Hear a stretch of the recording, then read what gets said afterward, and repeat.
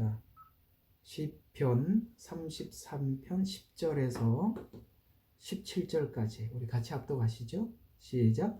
주께서 이방의 계략을 좌절시키시고 백성들의 계책을 무효로 만드시는도다. 주의 계획은 영원히 서고 그의 마음의 생각들은 모든 세대까지 서리로다. 자기들의 하나님이 주이신 민족은 복이 있으며 주께서 자기 유업으로 택하신 백성은 복이 있도다. 주께서 하늘에서 굽어 보시며 모든 사람들의 아들들을 보고 계시는도다. 주께서 그의 처소에서 땅의 모든 거민을 바라보시는도다. 그가 그들의 마음을 비슷하게 지으시고 그들의 모든 행위를 살피시는도다. 많은 군대로 구원받을 왕이 없으며 막강한 힘으로 구제받은 용사도 없느니라. 16절까지만 하겠습니다. 자, 화면 공유를 좀 해드리고 시작할게요. 자, 오늘은 지금 우리가 10장을 33장을 지금 계속 하고 있지 않습니까? 두 번째 시간인데요. 자, 오늘 이 시편 33편의 주제가 이런 내용이라고 처음에 말씀드렸었죠. 예배자들의 모임. 32장은 구원받은 자들의 감사와 감격, 이걸 설명을 했다면, 하나님 앞에 구원받고 주님 앞에 돌아온 자들이 함께 모여 예배하겠죠. 그래서 오늘 이 33장은 바로 그 예배자들의 모임에 관한 이야기를 하는데, 여기에 예배 안에 뭐가 있습니까? 기도가 있고, 예배 안에 말씀 선포가 있고, 기도 안에 찬양이 있고, 또 예배 안에 성도의 교제도 있어요.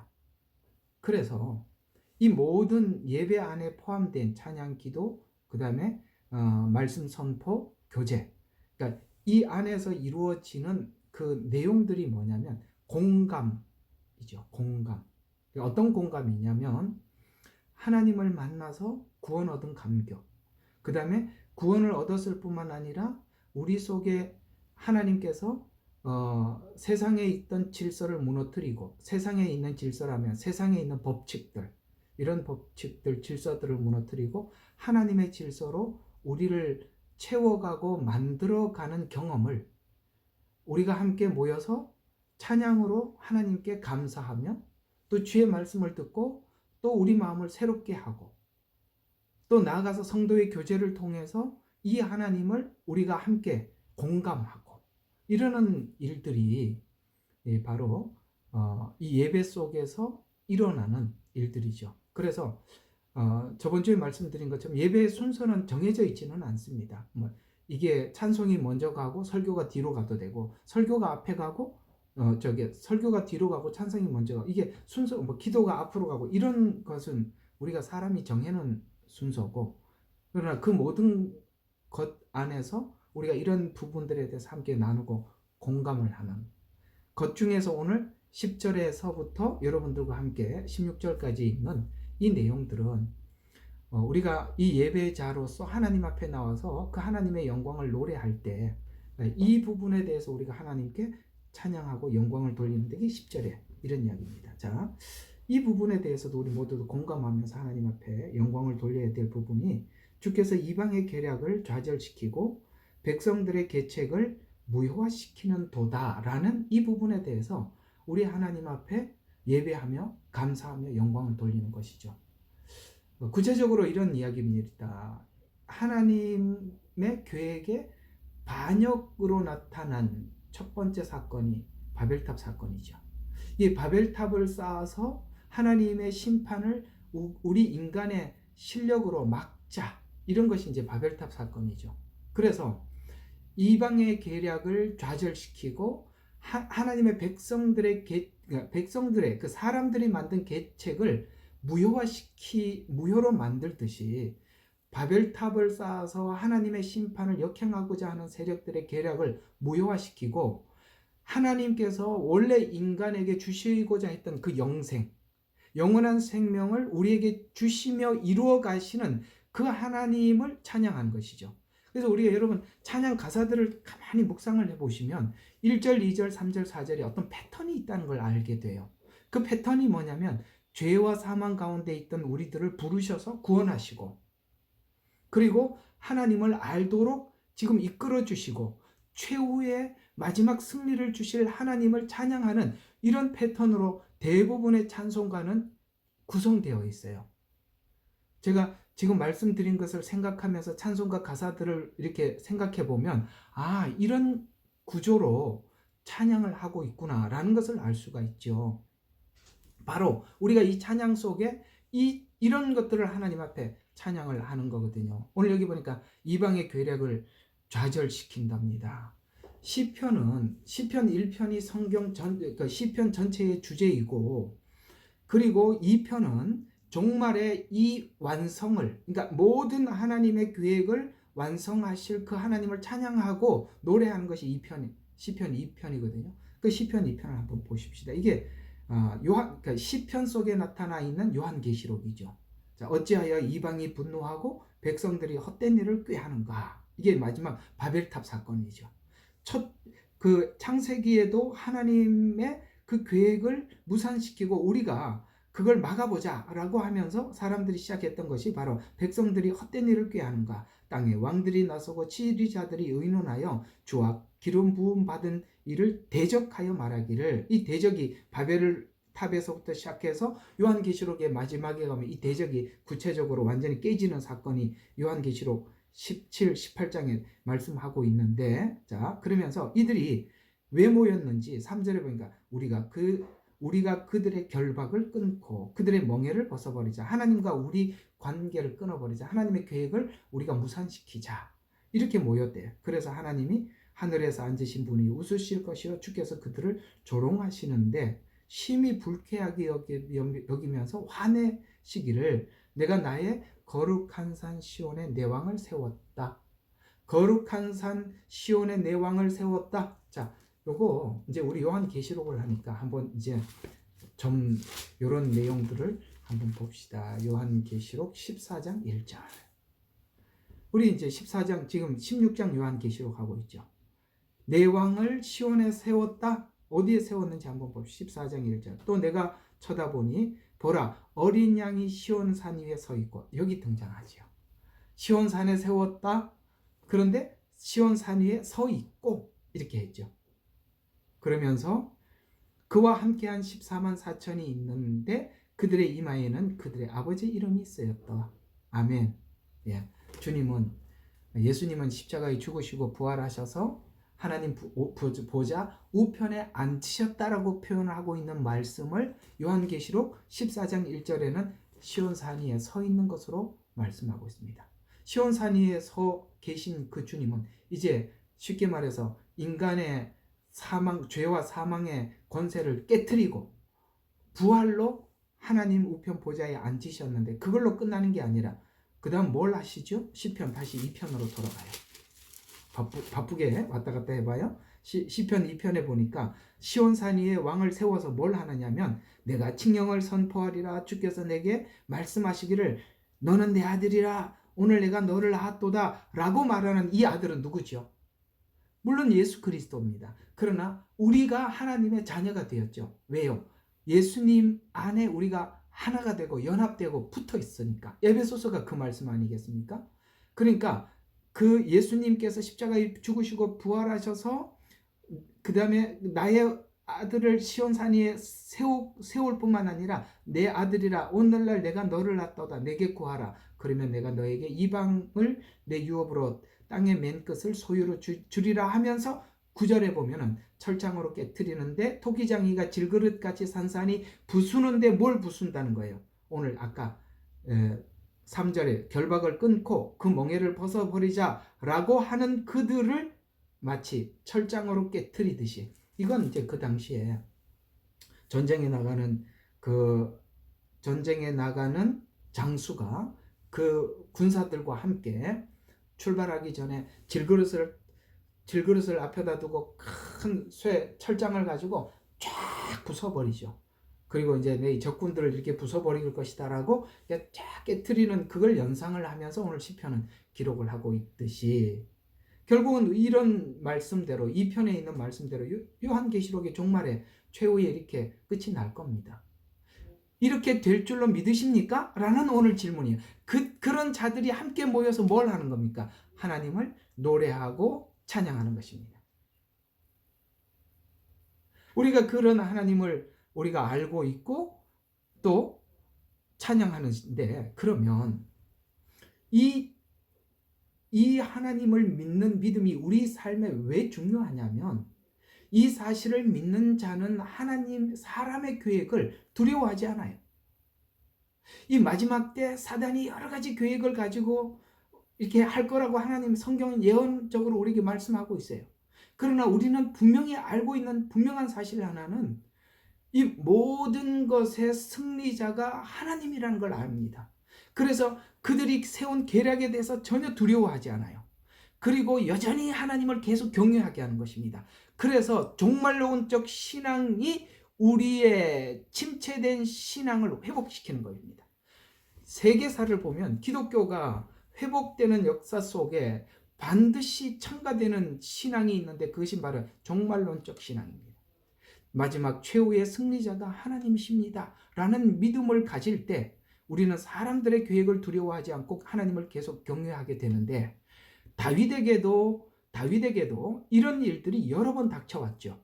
사람의 계획, 사울에게도 있었고 압살롬의 반역 속에서도 그런 사람의 계획을 가지고 하나님이 세운 다윗을 무너뜨리기 위해서 왔는데, 그 중에 오늘 여기 보면, 오늘 이 10절과 같은 의미를 이렇게 전달하는 그 내용이, 이렇게 일맥상통하는 내용이 사무엘상 15장, 17장에 나오는데요. 바로 압살롬의 반역을 계획했던, 여러분, 아히도벨, 이렇게 제가 개역개정에는 이게 아히도벨 이렇게 나왔는데, 아니 저기 킹제임스에는 아히도벨이로 나와 있는데, 아마 그 개역개정에는 아비멜렉, 이게 뭐라고 나왔더라?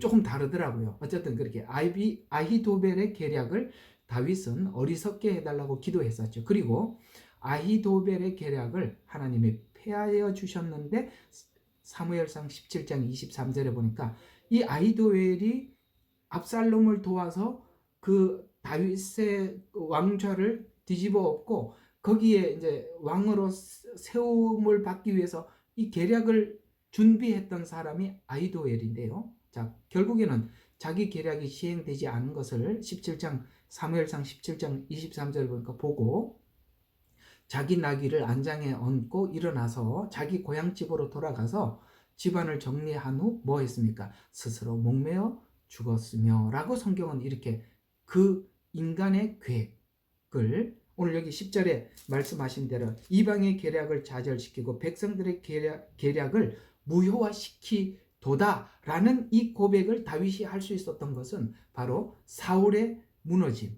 그 다음에 압살롬의 반역의 무너짐을 하나님께서 해주시는 것을 보고 그렇게 그의 아비묘에 장사되었더라 라고 다윗은 자기의 일생 속에서 그 하나님의 그렇게 일하신 것을 보았다라는 거예요. 자, 그러면 이건 다윗만의 이야기가 되면 우리에게 별 의미가 없잖아요. 그죠? 여러분의 일생 속에 하나님께서 사람의 계획을 무효화시키시고 하나님께서 우리들에게 약속하신 그 약속들을 이루어 갔던 사실들을 본 적이 개인적으로 있을 것입니다. 이것이 우리로 하여금 사람을 더 이상 두려워하지 않게 할 뿐만 아니라 우리가 계속 하나님을 경외하게 만드는 것이죠. 우리가 이런, 자, 제가 이제 조금 하나 좀 노파심의 말씀을 드리면, 이런 것만 자꾸 보려고 하면은 안 되지만, 아시겠어요? 해주셔도 감사하고 안 해주셔도 감사한데, 하나님께서 이런 것들을 우리 일생 속에 겪게 해주시는 이유는 사람을 두려워하지 말라고 우리에게 은혜를 주시는 거예요. 그러므로 여러분이 마지막 때 가지고 있는 이런 사단의 계략들에 대해서 전혀 두려워하지 마세요. 그게 올무가 되는 겁니다. 전혀 두려워할 필요가 없어요. 최후의 승리자는 바로 주님이십니다. 저 그리스도와 마지막 그 세계의 우리 멸망에 대해서 우리는 요한계시록을 통해서 잘 알고 있어요. 그래서 11절에 보면 오늘 10절에 있는 이 말씀을 이렇게 하나님께 찬양을 하게, 무효화시키는 도다라는 것을 우리가 이렇게 찬양하는데, 주의 계획은 영원히 서고 그의 마음의 생각들은 모든 세대까지 서리로다. 아멘. 우리는 이걸 하나님 앞에 나와서 예배하고 찬양하는 것이에요. 그래서 악한 자들의 계획은 소멸된다. 하나님의 계획은 영원히 선다. 라고 비교하면서 그걸 찬양하자라고 말씀하고 있는 것입니다. 우리는 이 하나님을 생각할 때마다 정말 벅찬 마음으로 하나님을 예배하고 찬양하는 것이죠. 12절에 보면 자기들의 하나님이 주이신 민족은 복이 있으며 아멘. 우리는 하나님이 우리의 아버지가 되어서 우리는 정말 복된 사람이고 주께서 자기 유업으로 택하신 자들은 복이 있도다. 이것이 진짜 복임을 믿습니까? 여러분들이 하나님이 우리를 부르시고 하나님의 자녀 삼아주시고 주님 안에 살아가는 이 행복이 우리 세상에 무엇과도 바꿀 수 없는 복이 되었다는 것이죠. 우리가 이 하나님의 말씀을 들을 때마다 감사하고 감격하고 찬양하며 기도하고 그렇게 우리는 주님과의 이 관계와 회복 속에서 감사하며 사는 것입니다. 성경은 요한계시록 마지막에 뭘로 끝이 났냐면은 하나님과 영원히 함께 하리로다. 영원히 함께 하리로다. 이 말로 성경은 다 막을 내려요. 함께라는 말로 끝을 냅니다. 함께와 영원 이걸로 막을 내리는 거예요. 여기에 대한 이 가슴 두근거림, 기대감 이것들이 우리 마음속에 가득한 거예요. 그래서 함께라는 말, 영원이라는 말이 나올 때마다 우리 마음속이 하나님 앞에 기대감으로 가득 차고 소원으로 가득 차고 거기에 우리의 모든 인생의 초점이 맞춰져 있는가? 하나님은 전부 다 우리의 신앙을 거기로 몰고 가고 있고 우리는 자꾸 현실을 보려고 그러고 그걸 하나님이 자꾸 시선을 저쪽으로 바꾸는 거예요. 그 시선이 주님 안에서 바꾸어질 때 우리의 삶에는 넉넉함이 뒤따르게 되는 것입니다. 그래서 믿음의 근거는 앞에서 말씀하신 것처럼 하나님을 섬기고 따르는 자들의 주는 축복을 의미하는데 하나님의 소유가 된 자들의 축복을 의미하는데 이스라엘을 하나님이 선택하듯이 마치 우리를 선택하시고 자녀 삼아주시고 주권적으로 선택하신 그 찬양을 하나님 앞에 감사하는 것입니다. 자, 그러면 이렇게 선택하시고 어떻게 우리의 삶 속에 직접 들어와서 일하시는가라는 것을 오늘 이제 13절은 좀 더 구체적으로 설명하고 있는데요. 하나님 우리를 택하시고 우리를 구원하셨어요. 그리고 13절에 주께서 하늘에서 굽어보시며 모든 사람의 아들들을 보고 계시는도다. 여러분 이렇게 하나님이 하고 계시는 걸 믿습니까? 다시 한번 물어볼게요. 뭐 한다고요? 하늘에서 굽어보신다. 그 다음에 모든 사람들의 아들들을 보고 계시는도다. 굽어보신다. 보고 계신다. 이렇게 말씀하고 있어요. 그래서 지금 아까 광의적인 관점에서 우리를 부르셨다라고 이렇게 말씀을 했다면 이제는 그 부른 한 사람 한 사람을 살피시는 하나님을 찬양하고 있는 것입니다. 여러분 개개인에게 임하시는 하나님의 그 임재를 우리가 매번 하나님은 오늘 이번 주에 어떻게 임하시고 오늘 어떻게 임하시고 지금 어떤 마음을 주시고 이런 일들이 우리 개개인에게 나름 다 다르게 역사하고 있는 거예요. 그래서 굽어보고 살피시는도다. 이 말을 성경에는 감찰하시는 하나님 이렇게 설명하고 있거든요. 감찰하고 계신다. 이 감찰한다는 말은 원어로 보면 숙고하여 주목하여 보다 직시하다 이런 말이에요. 주목하여. 여러분 애들 우리가 키울 때 보세요. 애들 이런 게 있잖아요. 애들 마음대로 막 뛰어가는 것 같아도 부모 눈에 절대 벗어나지 않죠. 예. 어디를 가는지 뭘 하는지 그 다음 행동 뭘 할지 보고 있지 않습니까? 하나님께서 우리를 그렇게 깊이 있게 숙고하고 주목하여 그래서 이 말씀으로 우리에게 왜 그렇게 보고 있다는 말씀이 우리에게 뭘 주느냐면 절망 속에 있는 사람들에게 희망과 용기를 주시고 여러분 에스겔서나 요한계시록이나 이런 것들이 환난이 아니라 하나님께서 그 뒤편을 보면 우리에게 도리어 어떤 희망을 주고 용기를 주고 있다는 것을 그걸 찾아내지 못하면 우리는 그저 하나님 잘못하면 혼내는 그런 엄한 하나님으로 보는 거거든요. 그게 아니에요. 네. 오늘도 이렇게 에스겔서 8월 달에 7월 후반부에 그 8월 달에 설교할 걸 이렇게 준비해놨나 하여튼 요즘 이렇게 준비를 하면서 에스겔서를 보면 하나님께서 계속 심판하는 것 같이 보이잖아요. 근데요, 그게 아니에요. 그렇지 않아요. 그래서 우리는 절망 속에 희망과 용기를 주시는 이 말은 뭐냐면, 여러분, 희망과 용기는 누가 얻어갈 수 있죠? 절망 속에 있어야 희망과 용기라는 말을 알아듣는 거예요. 어둠 속에 있어 봐야 빛의 가치를 알듯이 하나님께서 우리가 생명이라는 걸 가르쳐 주기 위해서 먼저 우리에게 찾아온 것이 바로 사망을 가르치는 겁니다. 우리에게 회개의 기쁨을 느끼게 해주기 위해서는 죄를 철저히 밝혀주는 거예요. 그래서 성경이 우리에게 전해주고자 하는 핵심은 절망 속에 있는 자들에게 용기를 주시는 거예요. 또 하나는 정신적인 타락과 도덕적 부패를 막아주는 원동력이 돼. 왜? 하나님이 보고 계시잖아요. 우리가 죄에서부터 떠날 때가 언제예요? 하나님이 보고 계신다. 하나님께서 내 마음을 읽고 계신다. 이런 마음을 우리가 하나님과 그 교감을 느낄 때 우리가 더 이상 죄 가운데 우리 자신을 함부로 내어주지도 않고 노출하지도 않는 것입니다. 바로 그 부분이에요. 우리가 뭐 이게 죄예요. 이렇게 사는 것이 죄가 맞습니까? 아닙니까? 이런 거 물을 게 하나도 없는 것이 사실 우리 다 알면서 묻잖아요. 손 좀 들어봐요. 맞지요? 우리 알면서 묻는 거 맞지요?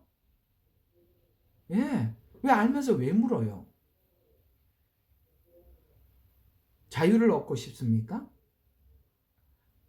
예. 거짓 선지자에게 현혹되는 사람들은 다 그래서 현혹되는 겁니다. 죄에서 자유를 얻기 위해서 오늘 그 참 말씀 준비하다 보니까 하나님께서 참 재미있는 이야기를 하시더라고요. 뭐라 그러냐면은 너희들이 죄에서 자유함을 얻고 그 우상을 숭배하고 싶은 마음을 가지고 있다면 내가 거짓 선지자를 만나게 해주겠대요. 놀랬죠? 하나님이 딱 만나게 해주신대요. 그게 하나님 섭리 안에서 이루어진 거랍니다. 가만히 보면 거짓 선지자를 내가 몰라서 만나는 게 아니라 내 속에 죄와 탐욕 때문에 만나도 거절하지 않는 거예요. 내가 알면서도. 맞지요? 그거잖아요. 정신적 타락, 그 다음에 도덕적 부패를 막아주는 거예요. 마음이 정직해야 돼요. 마음이 정직해야 돼요. 그리고 14절에 보면 계속 하나님 보좌에서 주목하여 보고 계신다. 주목하여. 그러니까 주목하여 보고 계신다. 이 말을 에레미야서 17장 9절과 10절. 우리 한번 에레미야서로 쭉 가봅시다. 바쁘죠? 자, 에레미야서. 이게 이제 그 성경 빨리빨리 이제 뭐 어디 뭐 성경이 있고 옛날에 이거 성경이 어디 있어 막 찾던 거 이제 고치셔야 돼요. 우리 교회에서 막 예배 드리려면 계속 이리저리 왔다 갔다 다녀야 되니까. 자, 한번 봅시다. 자, 에레미야서 19장 9절과 10절. 여기서 이렇게 말씀하고 있습니다. 자, 만물보다 거짓되고 심히 악하니 누가 그것을 알 수 있으리요? 누가 그것을 알 수 있어요? 무슨 말이냐? 사실 내가 심히 부패되어 있어요. 거짓되고 악해요. 그런데도 사람들이 그게 자기가 부패되고 악하다는 것을 인지를 못한대요. 근데 이제 주님 앞에 들어와서 주님께서 빛을 비춰주시고 말씀해 주시니까 내가 지금 심히 부패하다는 것을 알게 되었어요. 근데 문제는 뭐냐면 그 다음 절이에요. 나는 나 주는 마음을 살피고 나의 속을 시험하여 그 사람의 행위와 행실의 결과대로 각 사람에게 주노라. 무슨 말이냐면 자, 이런 이야기예요. 이 9절과 10절은 이런 이야기예요. 나는 심히 거짓되고 부패했어요. 악해요. 그래서 주님 앞에서 사람들이 하나님을 모르는 사람들은 이 구절을 인지하지 못하는데 하나님의 빛이 우리 속에 들어와서 그걸 비춰주고 있었어요.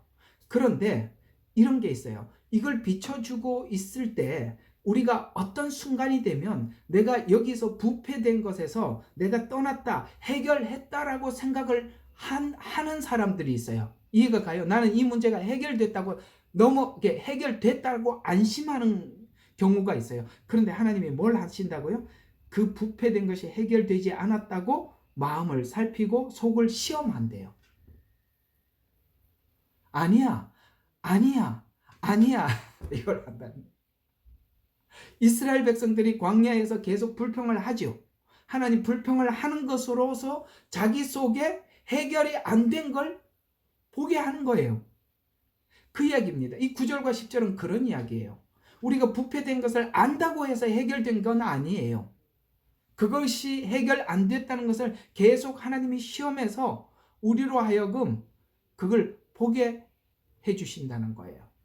그래서 마음의 악함, 거짓됨을 보게 하고 시험하고 각 결과로 우리가 그 나타나는 결과로 내 자신이 그걸 인정하게 하신다라는 이야기입니다. 그래서 주목하여 살핌이 의로운 자에게는 위로가 되지만 죄인에게는 이것을 더 경계 삼으라고 하나님 계속 시험해 주시는 거예요. 우리는 매일매일 이런 부분들을 하나님께서 보게 해 주시는 것을 보고 살고 있을 거예요. 맞지요? 오늘도 우리는 살면서 그렇습니다. 하나님, 나는 아직도 이 문제가 해결되지 않는 죄인입니다. 이걸 하나님 계속 우리에게 보게 해주셔서 우리로 하여금 경계를 놓지 못하도록 하신다는 거예요. 그래서 15절에 보면 또 다시 빨리 또 시편으로 돌아가야 되겠죠? 자, 15절에 보면 그가 그들의 마음을 비슷하게 지으시고 그들의 모든 행위를 살피시는도다. 비슷하게 지었대요. 자, 우리가 가지고 있는 이런 거죠. 감정, 생각, 의지, 지성들이 다 비슷하다는 것은 우리가 다 죄라고 이야기하는 것이 도토리 키재기. 맞죠? 도토리 키재기. 누가 더 거룩하고 의로운 자 같고, 아이고 이게 나는 참 여러분들 그 사람들이 이런 생각을 해요. 아, 저분은 저만치 멀리 가 있고 나는 아직도 여기 이 밑에 떨어져 있고, 그래서 저분은 저만큼 성숙한 사람이고 나는 이만큼 낮아진 사람인데, 아이고 그게 아니올시다. 누구든지 그 싸움을 하고 있는 중이라는 걸 아셔야 돼요. 이 땅에 살아가고 있는 우리들 중 누구도 거기에 졸업한 사람은 아무도 없어요. 그저 우리가 씨름하고 싸우면서 나갈 뿐이죠. 왜 그러냐면 믿음이 어린 사람들은 작은 문제로 씨름합니다. 성숙하면 우리가 예측하지 못했던 어떤 죄와 문제들이 내게 있다는 것을 또 발견하게 돼요. 그 문제를 가지고 심하게 다투고 싸우고 있는 중이에요. 그래서 여기서 싸움을 내려놓은 자들은 아무도 없는 겁니다. 아시겠죠? 그래서 서로가 다른 형태의 싸움을 하고 있는 거죠. 애들 같은 경우에는, 어린아이들은 가장 큰 싸움이 뭐죠? 애기들이 싸우는 싸움이 뭐죠? 기저귀를 언제 기저귀를 언제 벗나? 라영자매 잘 이해가 갈 거예요. 그렇죠? 언제쯤 소대변을 가리나? 이게 이제 아이들이 가지고 있는 전쟁이라면, 그죠? 그 다음 전쟁은 뭐죠? 언제 이렇게 뒤집나? 그 다음은 언제 기나? 언제 서서 걷나? 다 싸움이 치열한 거예요. 아시겠죠? 그래서 어떤 좀 성숙한 사람은 성숙한 대로 그 싸움에 치열함이 있는 거고, 우리가 모두 다 이 치열한 전쟁 속에 있다는 것을 인정해야 돼요. 그래서 하나님께서는 속에 있는 감성을 바꾸고 생각을 바꾸고 의지를 바꾸고 지성을 바꾸는 거예요. 언젠가는 하나님께서 그 마음을 우리에게 주실 때 그때 바뀌는 거예요. 성경에 보면 믿음으로 하지 않는 것이 모든 것이 죄라는 말은, 믿음으로 하지 않는 것이 모든 것이 죄라는 것은 우리가 하나님의 그 십자가와 연결되어 있는 상태에서 해결되지 않는 것은 반드시 다시 되돌아오게 돼 있어요. 아시겠어요? 예. 그 십자가 안에서, 그 은혜 안에서 우리가 변화되지 않는 것, 해결되지 않는 것은 여전히 남아있다는 것을 아셔야 돼요. 우리가 결심이나 의지로 바꿀 수 있는 게 없다는 것을 아십니까? 우리의 회개란 감성적인 것이 바뀌는 것이고 생각이 바뀌는 것이고, 그래서 의지가 바뀌는 거예요. 지, 정, 의, 이 세 개가 함께 가는 것입니다. 지식으로 안다고 바뀐 게 아니에요. 감정적으로 확 느끼고 하나님 잘못됐다 눈물을 흘린 게 해결된 것도 아니라 이 말입니다. 이 모든 것이 지성과 감성이 의지적으로 바뀔 때 바뀌는 거예요. 그래서 야고보서가 너 안 바뀌었다는 증거가 너 입술의 말이다. 혀는 길들여져서 해결되는 게 아니라 네 속에 있는 것을 끊임없이 내놓는 것이다. 이렇게 성경은 말씀하고 있는 것이지 않습니까?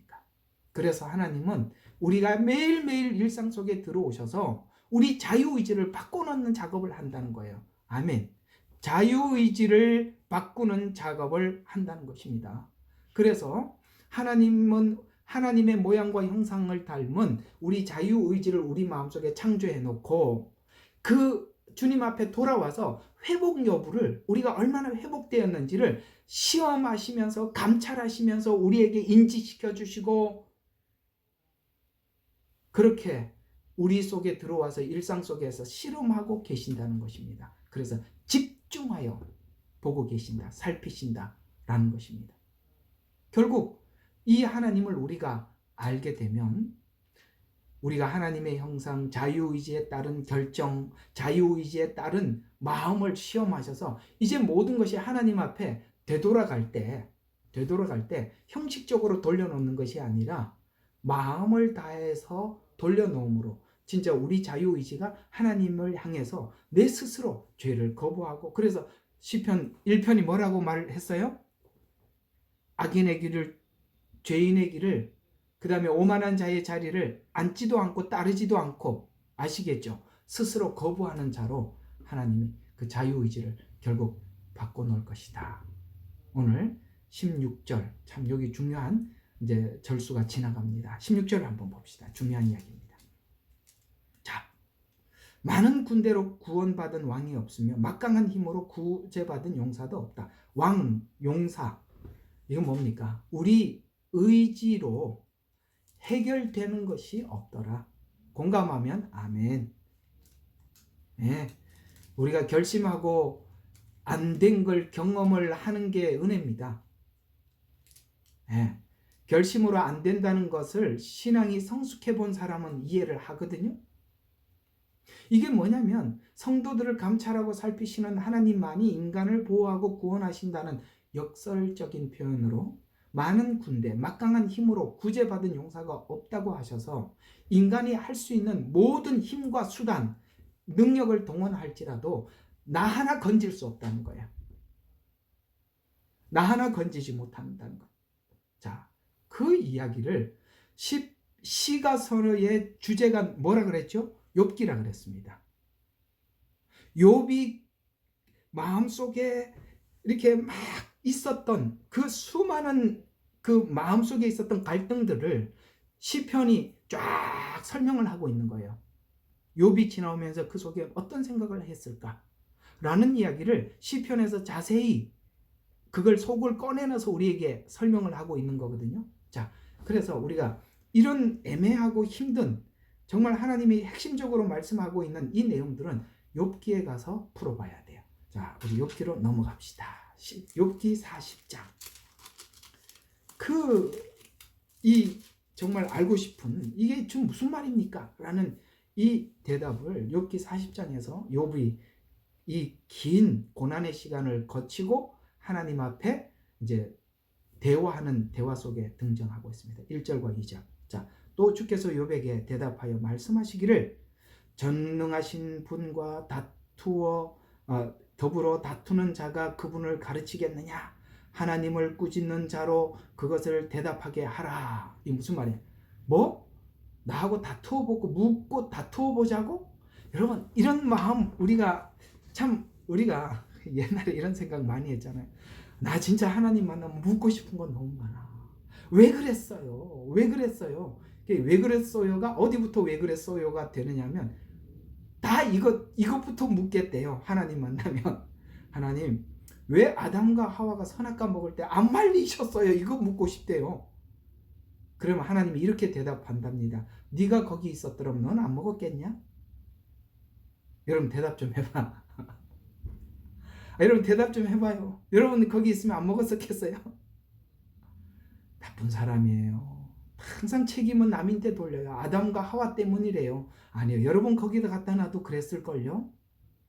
그게 오늘 그 얘기요. 전능하신 분과 다투는 자가 그분을 가르치겠느냐? 하나님을 꾸짖는 자로 그것을 대답하게 하라. 뭐? 하나님께 묻고 다투어 보자고? 그럼 지금부터 질문에 대답해봐라. 라고 하나님이 질문을 합니다. 그 질문에 이런 이야기를 합니다. 이제 빨리 지나가서 자 4절의 대답을 봐요. 한번 내가 말하였으나 대답할 것이나 실로 두 번 말하였으나 더 이상 하지 않겠나이다. 이제 질문을 하니까 하나님께 질문을 하니까 이거 보니까 질문할 게 아니에요. 내가 그걸 내 문제를 시인하고 수긍해야 될 상황이지 하나님께 질문할 상황이 아니라는 걸 이제 욥이 알고 돌아서는 겁니다. 그래서 내 질문은 악합니다. 무엇을 주께 대답하겠습니까? 라고 하면서 내 입을 가리겠습니다. 라고 요게 어디 나오느냐면 이제 4절에 보니까 자 보소서 나는 악하오니 내가 40절입니다. 무엇을 주께 대답하리까? 내가 내 손으로 입을 가리겠나이다. 라고 하나님 앞에 우리가 하나님을 알고 나를 알면 질문할 게 많은 것 같은데 입을 가린다. 자, 이게 이런 이야기예요. 저는 이걸 보면서 마지막 때 백보자 심판을 생각해 봤어요. 불신자들은 그런 이야기를 해요. 하이고 하나님이 나를 심판한다고 내가 하나님께 할 말이 많아. 그런데요. 성경에 보니까 이 하나님의 심판대 앞에 사람들이 유구무원이래요. 유구무원이 뭔 말이죠? 한자지요. 입은 있는데 말을 못한답니다. 그리고 죄를요 하나님이 지적하는 게 아니라 자기가 자기 죄를 쏟아놓고 하나님 앞에 이렇게 내가 심판을 받는 것이 합당합니다라고 고백을 한대요. 욥같이 여러분 그 에스겔서에 보면 욥과 다니엘 하고 또 누구를 세 사람을 의로운 자로 하나님이 선정을 하세요. 욥, 다니엘 또 누구더라? 세 사람인데 노아. 노아였습니까? 아이고 그래서 다 같이 모여서 설교를 해야 된다니까. 예, 노아 세 사람이 있다 할지라도 그들은 자기만 구원하리라 이렇게 말씀하고 있어요. 여기 그러면 하나님은 욥을 의인이라고 칭해 주셨어요. 맞죠? 에스겔서에서 그렇게 말했어요. 근데 욥도 하나님 앞에 서서 뭐라고 말을 했다고요? 보소서 나는 악하오니 이렇게 대답했다고요. 의인이었다고 말했던 욥도 그렇게 대답했대요. 하나님 앞에 악하다고. 그리고 주께 대답하리까 내가 내 손을 입으로 가리겠나이다라고 말하더라는 거예요. 의인이라고 말했던 욥조차도 그렇게 말했더라면 다른 사람들이 하나님 보좌 앞에 서서 뭐라고 말하겠습니까? 이제 아시겠어요? 우리의 의가 얼마나 하찮은지, 우리의 하나님 앞에 내세울 수 있는 의가 얼마나 가치 없는 것인지. 그래서 내 질문은 악합니다. 묻는다는 그 자체가 악합니다. 내가 주께 무엇을 대답하겠습니까? 내 입을 가리겠습니다. 라고 말을 하는데 그 입의 질문의 악함이 왜 입이 악하다고 말을 했는지 8절에 등장하고 있어요. 8절 보세요. 바로 우리 인간은 하나님 앞에 이렇게 질문을 해서 자기가 미꾸라지처럼 빠져나간대요. 8절의 이야기를 한번 보자. 어떻게 하나님 앞에 말하고 빠져나가는지. 자, 내가 나의 심판을 무효화시키려느냐? 무슨 말이냐면 하나님이 심판하는 것이 합당하다는 거예요. 그렇기 때문에 네가 심판을 받는데 내가 나를 정죄함으로써 나를 의롭게. 이게 그 답이에요. 우리는 항상 하나님 앞에 빠져나가면서 책임을 누구에게 돌려요? 하나님께 돌리고 있단 말이에요. 그래서 하나님은 불의하고 내가 의롭습니다라고 하면서 나를 공격해서 네가 빠져나가려고 하느냐? 이게 어디서 나온 이야기입니까? 창세기에 보면 아담아 아담아 불렀을 때 아담이 뭐라고 대답했습니까? 하나님이 준 하와라고 말을 해서 하와라고 말하면서 앞에다가 뭐를 붙였어요? 하나님이 준 하와 때문에 내가 그렇게 됐다는 거예요. 결국은 그 하와를 당신이 줬으니까 당신 문제 아닙니까? 이렇게 말하고 있는 거 아니겠어요? 하와에게 왜 그렇게 했느냐라고. 이게 바로 인간이 가지고 있는 나쁜 부분이에요. 그러니까 항상 자기의 의로움을 정당화시키기 위해서 남을 공격해서 너는 그랬잖아. 그러므로 나는. 그리고 우리가 이런 습성들이 얼마나 많아. 맞지요? 부부 싸움에서도 보면 막 뭐라 그러니까 너는 어떻고 너도 그랬잖아. 너도 그랬잖아. 이렇게 항상 타인에게 책임을 전가한다는 거예요. 그거에 그런 거 한번 봅시다.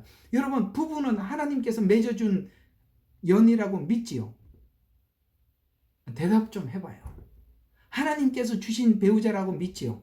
그러면서 그걸 계속 그 배우자에게 비방하면서 그걸 누구에게 비방하는 거예요? 지금 아담이 하는 말과 똑같다 이 말이에요. 오늘 그 말이 8절의 그 말이에요. 내가 나의 심판을 무효화시키려느냐? 내가 나를 정죄함으로써 내가 의롭게 하려느냐? 이걸 내가 고쳐놓겠다는 거예요. 이것 때문에 우리가 의롭게 되지 못하고 우리가 변화되지 않는 거예요. 왜? 끊임없이 핑계를 대니까. 그러면서 이 악함을 너 스스로 해결할 수 있다고 생각하느냐? 한번 대답 좀 해요. 다시 이제 하나님 묻잖아요. 이 악함을, 요 악한 습성을, 참 나쁜 거죠. 우리 스스로 해결할 수 있다고 생각합니까? 그거 안 된다는 거 아시죠? 그걸 지금 욥의 고난을 통해서 욥은 이걸 해결하고 온 겁니다. 여러분 인생 속에 찾아오는 고난은 이 문제라고요. 우리의 마음을 돌려놓고 내 속에 있는 진정한 그 죄, 남을 공격해서 내가 의롭다고 말하는 뭐든지 지적만 하면은 발끈하는 요 성격, 요거 바꿔놓겠다는 거예요. 옳은 이야기를 해도 자기 체면밖에 모르는 공주병, 왕자병, 제가 말하는 그 병, 남자에게는 왕자병, 여자에게는 공주병, 이거 해결한다. 그래서 9절과 14절에 어떻게 해결했는지 한번 봅시다. 이제 너는 위엄과 탁월함으로 스스로 꾸미고 영광과 아름다움으로 스스로 단정하라. 내 진노의 격정을 쏟아버리고 모든 교만한 자를 보고 그를 낮출지니라. 모든 교만한 자를 쳐다보고 그를 낮추며 악인을 그 자리에서 밟으라. 그들의 흙 속에서. 이게 무슨 말이냐면 이런 이야기예요. 야, 너 사람들이 자기를 겉으로 치장하지 않냐?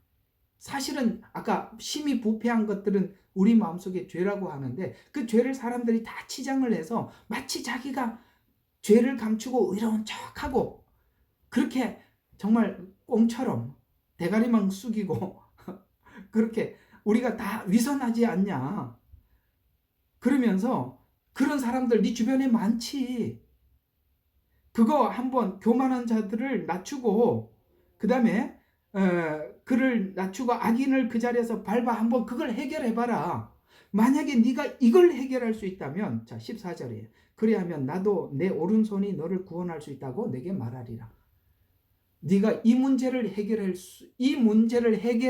수 있다면 나 너를 인정해 줄게. 여러분 이 문제 자 다시 이제 시편으로 돌아가요. 이제 그 얘기 이제 여기까지 이해했으니까 이제 이해 잘 할 거예요. 자, 아까 시편 몇 절이죠? 16편. 많은 군대로 구원받은 왕이 없어. 막강한 힘으로 구제받을 용사가 없다. 우리 내면에 있는 이 문제는 바깥에 있는 힘으로 해결할 수 있는 게 아니더라. 맞죠? 잠언서에 말하죠. 영웅은 세상을 멸하고 세상을 정복할 수는 있어도 진정한 영웅은 누가 영웅이다? 자기를 다스리는 자라. 아멘. 예, 우리는 바깥으로 세상 사람들을 이길 수 있어요. 우리의 능력으로 제압할 수 있습니다. 그러나 자기가 자기를 제압하는 것은 바깥의 힘, 왕이고 군사고 아무리 실력이 바깥에서 탁월해도 해결할 수 없는 것입니다. 아이고, 이 문제를 가지고 한번 우리 난해구절 하나 풀어보죠. 주여 주여 하는 자마다 천국에 가지 못한다는 그 안타까운 이야기가 어디 나오죠? 자, 마태복음 7장 21절입니다. 이게 여기 이 내용하고 연결이 되어 있어요. 자, 나에게 주여 주여 하고 부르는 자마다 다 천국에 들어가는 것이 아니요 하늘에 계신 나의 아버지의 뜻대로 행하는 자라야 되느니라. 그날에 많은 사람들이 나에게 주여 내가 주의 이름으로 예언 자, 예언이라고 그랬습니다. 그 다음에 주의 이름으로 마귀를 내어 쫓았습니다. 주의 이름으로 경이로운 일을 했습니다. 그런데 주님은 알지 못한대요. 여기 말하는 군사, 왕, 이거로도 해결되지 못한다. 이게 이 말하고 무슨 어떻게 연결이 됩니까?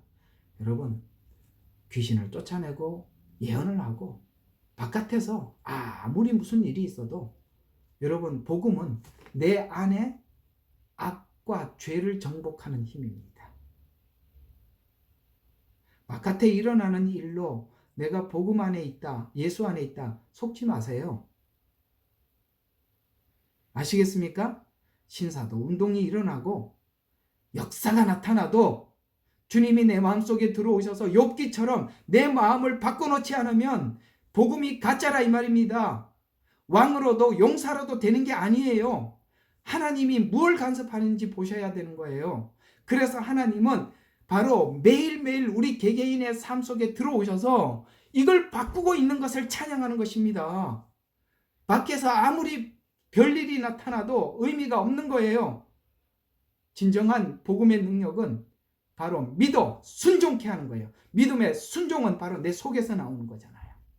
로마서 시작은 그렇게 시작하는 것입니다. 믿음은 믿어 순종케 하려고 이렇게 말하고 로마서 끝에는 믿어 순종케 하느니라 라고 끝이 나는 거예요. 믿음의 목적과 방향은 바로 우리의 내면의 변화입니다.